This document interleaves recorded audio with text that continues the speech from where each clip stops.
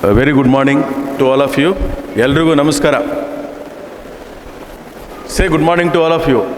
I want you to, I think you have an energy. I think probably one more hour they may continue with this program. First and foremost, I sincerely thank the management of PA Engineering College, especially the managing trustee, Mr. Abdullah Ibrahim Saab,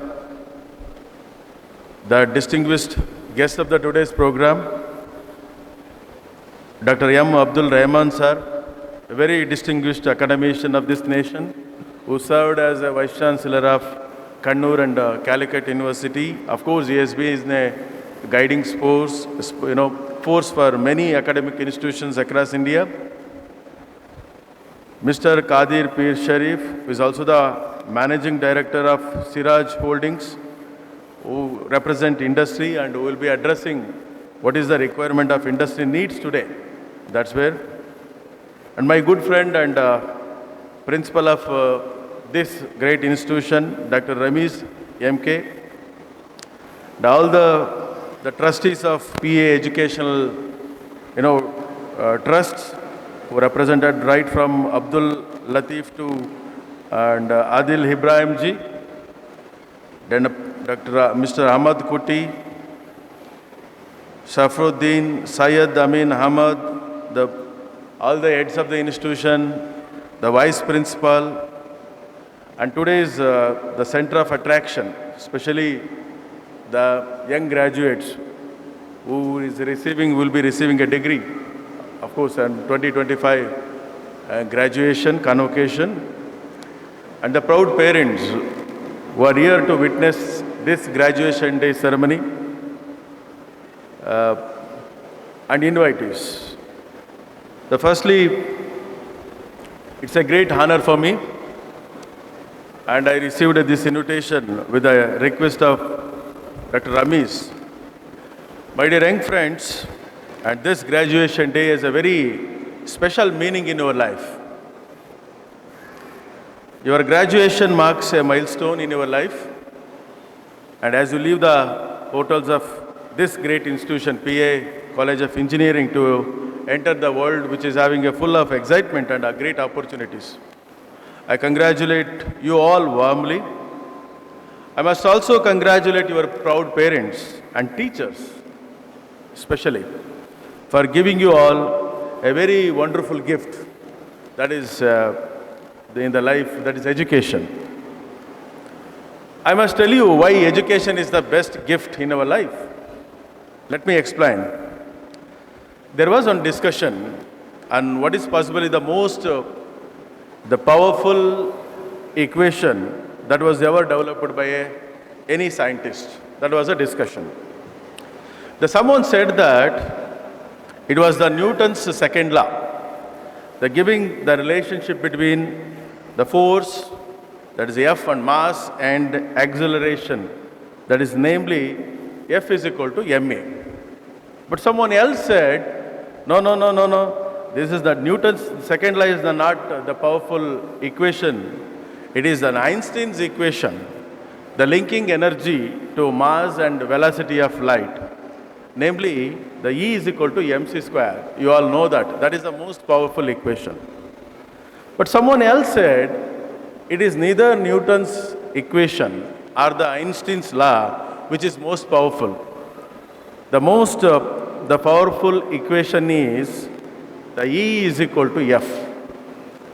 Friends, here the E stands for education, that is equal to F stands for the future.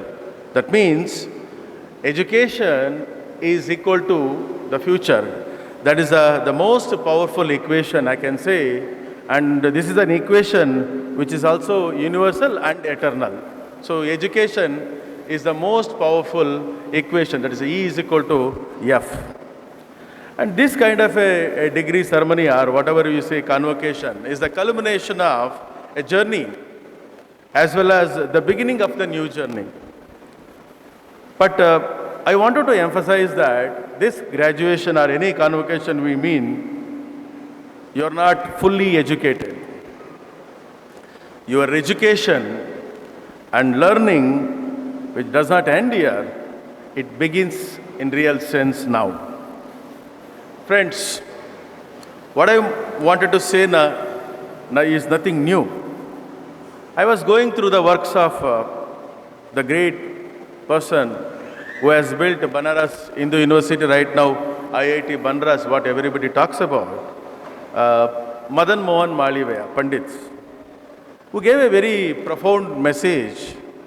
It was somewhere in 1929 when BHU was celebrating its 12th convocation. He emphasized in his convocation address in 1929, one must speak truth and one must think truth. Later on, the Infosys, the founder, Narayana Murthy ji said, the truth always breeds transparency. So we must speak truth, we must think truth, because the truth breeds transparency. See that, why I said this, continue your studies throughout your life. You know that, be just and fear none. This message of Madan Mohan Malviya's is a lifelong learning given almost a century ago, which is very, very meaningful today itself. The world was very different a century ago. And today we are living in a world which is a very digitally disrupted world, where volatile, uncertainty, ambiguity, and complexity is ruling the world. In this world, not just the change, but the rate of acceleration of change is just amazing. So lifelong learning is not an optional for you. It is a must for all of you. My friends, it's for both survival and for your continued success throughout your life. Look at just one example, how that the digital disruption which is impacting our day-to-day life. The world's largest taxi company owns no taxis. You all know that is Uber. Uber doesn't own any taxis. If you look at that, the largest accommodation provider owns no real estate. That is Airbnb. You all know that. The most valuable retailer has no invention. That is Alibaba. And the largest movie house has no cinemas. That is the Netflix. So this was unthinkable 10 years ago.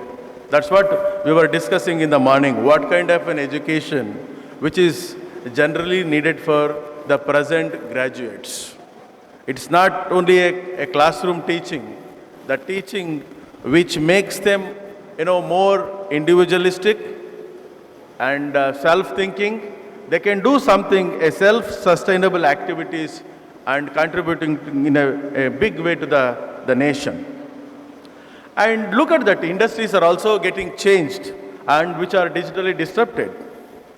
The first industrial revolution was mechanization of production of steam. The second was a mass production by using electricity, the second industrial revolution. And whereas in case of third industrial revolution, we used a simple digitization. And the complex digitization gave birth to the terminology, the Industry 4.0 or 4.0, what you say. Friends, here the cyber physical systems are predicted to bring a very dramatic shifts. The major appeals in the technology led job destruction and creation are expected in Industry 4.0. We are already talking about for Industry 5.0. In this era of digital disruption, what I can say, the machines are increasingly performing the tasks that are typically considered human. Today, the machines are doing more jobs than the human mind, such as complex analysis you can talk about, even the judgments, and even a creative problem solving. So we need to interact as an young graduate, if you get into a company or any organization, with the machines in the way that one would do with coworker. Instead of talking to your coworker, you need to often talk more with the machines. That is a kind of the work environment or a world of environment, a world of teams where you need to work. Indeed, advanced automation, or today what we talk about, there is a board AI/ML, big data analytics. So in the future, people always say the data science is the one which rules the world in the future. Robotics, and we are been telling about artificial intelligence will be the four major drivers. There is a saying that the data is the new oil, and AI, artificial intelligence, is the new electricity for the data science. In fact, it is said that industrial revolution freed humanity from much repetitive work, and artificial intelligence will free humanity from repetitive, the mental thinking or mental work. That's where we have been more into, we are engaging with the machines. I can give you an example. It was somewhere in 2017. There is a board game called AlphaGo. AlphaGo is a computer board game or electronic board game generally played in China and most of the European countries. And it was in 17, one of the world champion of board game Go game, the Lee Sedol. He won almost 18 world titles. And he is supposed to play against an AlphaGo is a program. The Lee Sedol, world champion, was playing against a program. And what is important, the program that is an AlphaGo defeated Lee Sedol, and the kind of moves, it played with 1 in 10,000 or 1 in lakh. Such a wonderful move, this programming language or the program defeated the AlphaGo by doing that. So that is where, so the trends are very clear. The machines will be increasingly take away the jobs that are both, that in terms of meant for brain as well as the muscle. The machines will influence both a blue collar as well as a white collar jobs in the future. Friends, so what is that impact that this is going to have on the jobs, especially in a country like India? And there was that the report from the Technology at Work by Martin Schools by Harvard, which suggested the jobs on this kind of a trend impact more on the countries like China and India. So that's where the percentage will be almost 70 to 75% of the jobs will be taken away. That's where we need to be more cautious as far as this is concerned. And compared to US, which is almost 47%, and OECD nations are about 57%. So one of the research on the jobs, that's an exponential technology by Industry 4.0, the jobs on which is published in a review of which is published by a SAGE, it shows that India can avoid a technology-led jobless growth and move on to job-led growth, so which our nation very badly required. So what is remarkably, that's where here, I have pointed to a few things. India will have to move from right to education to right education to right way of education. We have been talking about right to education. So what is required for the country like India is right to education to right education, and we need to provide our countrymen the right way of education to build the better India in the future. That's where, so which we need to create, my dear young friends. So no matter what the disruption takes place with the newly emerging technologies that can be predicted today, there will be 5 skills that will have an evergreen values in your life. The first the dealing with complexity. The second one is the critical thinking. The third one is creativity.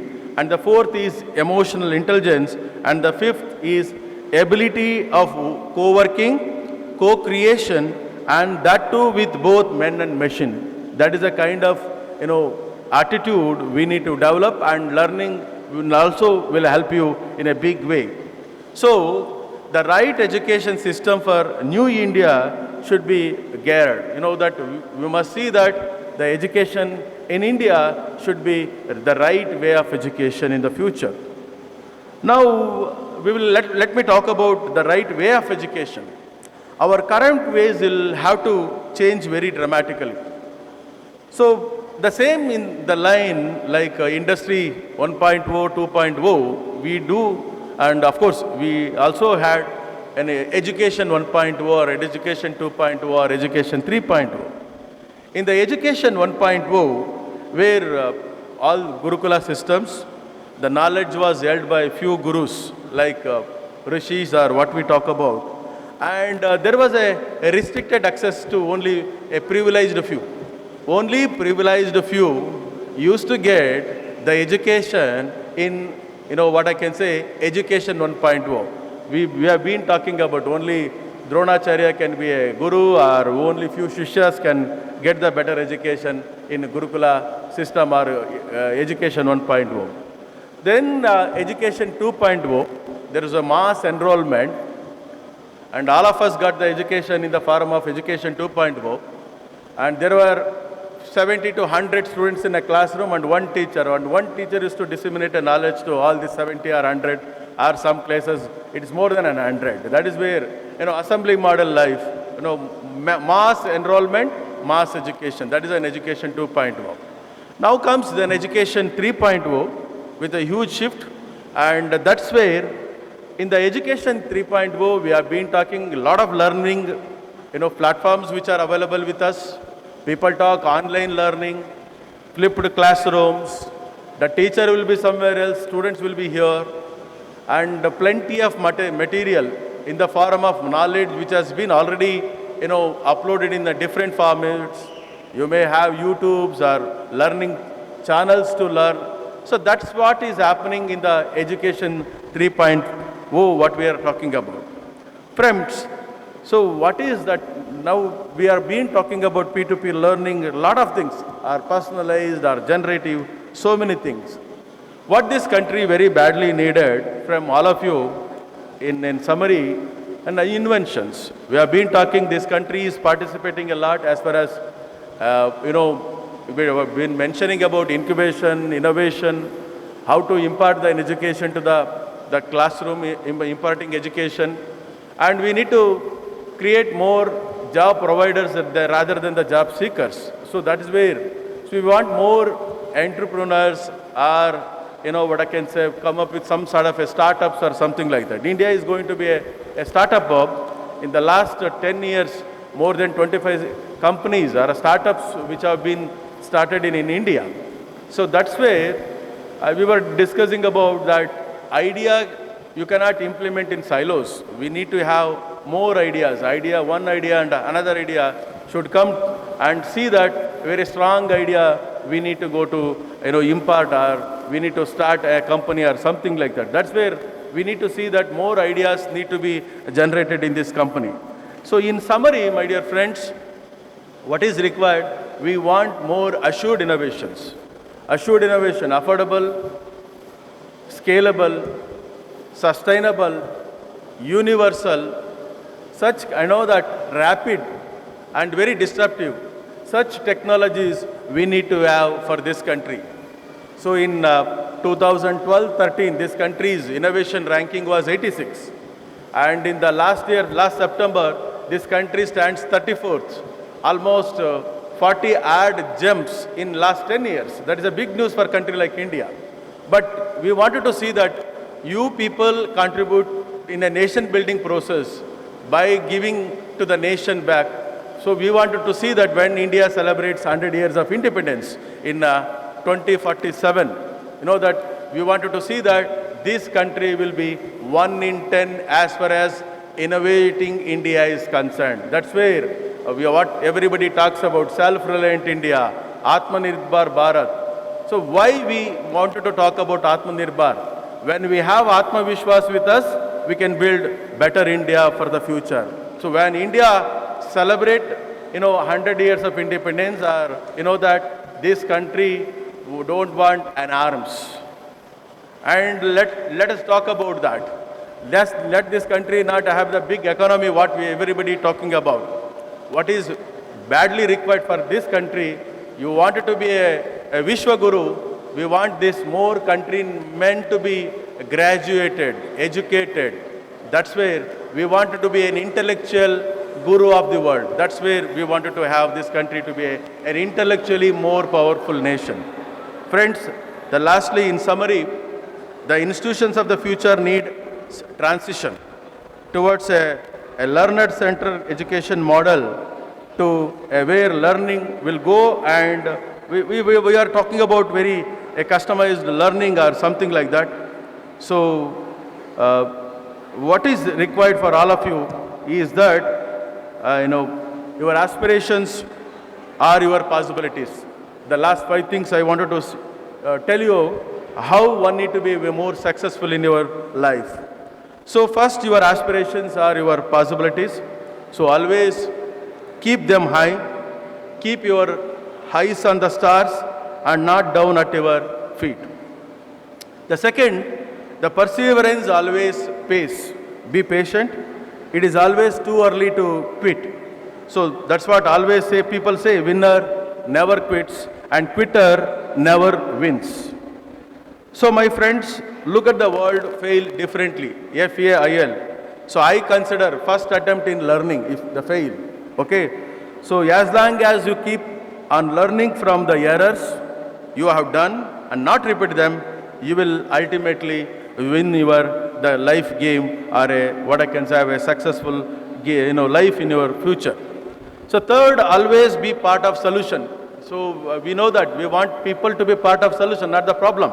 That's where never be a part of problem. If you can't find a way, and create a new way. And don't just knock the doors of opportunities. I request all of you, create your own opportunities. The fourth, like instant coffee, there is no instant success in our life. Work hard in silence. And you may be talented, but remember, hard work beats talent when talent does not work hard enough. So that's where let success make all the noise, my dear friends. The last one, there is no limit to human endurance, to human achievement, to human imagination, except the limits you put on yourself. So I wish you go limitless and be a successful one. Let me at the end remind you again, the power of equation, that is education, is equal to the future. I'm sure each one of you will reach great heights in your journey upwards on the limitless ladder of excellence and achievement, not only for you individually, but collectively and for our beloved motherland. With this, I wish you all the best, and please remember your parents for lifelong, because the parents are the ones who contributed a lot for your growth. ನಿಮ್ಮ ತಂದೆ ತಾಯಿಯನ್ನು ನೀವು ಯಾವತ್ತೂ ಮರಿಬೇಡಿ. ಅವರ ನೆರಳಿನಲ್ಲಿ ನೀವು ವಿದ್ಯಾಭ್ಯಾಸ ಮಾಡಿರೋದ್ರಿಂದ ನೀವು ಜೀವ ಇರೋ ತನಕನೂ ಅವ್ರನ್ನ ಸ್ಮರಿಸ್ತಾ ನೀವು ಮೊದಲು ನಿಮ್ಮ ತಂದೆ ತಾಯಿಗಳ ಗುರುಗಳನ್ನು ಮರಿದೆ ಈ ದೇಶಕ್ಕೆ ಸೇವೆ ಸಲ್ಲಿಸಿ ಅಂತ ಮತ್ತೊಮ್ಮೆ ಹೇಳಿ ನನ್ನ ಮಾತು ಮುಗಿಸ್ತೇನೆ. ನಮಸ್ಕಾರ.